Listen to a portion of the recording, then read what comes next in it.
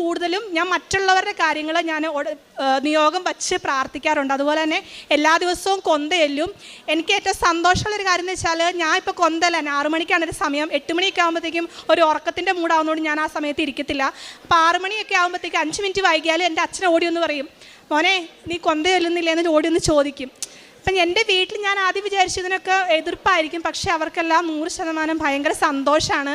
അതുപോലെ തന്നെ എന്ത് അസുഖം വന്നാലും ഉടനെ ഞാൻ തൈലം പുരട്ടി പ്രാർത്ഥിക്കും, ഉപ്പിടും, പ്രാർത്ഥിച്ച് കൊടുക്കും. അപ്പോൾ അതൊക്കെ പെട്ടെന്ന് ദൈവം മാറ്റിത്തരും. ഞാൻ ചോദിക്കുന്നതും ചോദിക്കാത്തതുമായിട്ടുള്ള ഒത്തിരി കാര്യങ്ങൾ ദൈവം എനിക്ക് സഹായിച്ചു തന്നിട്ടുണ്ട്.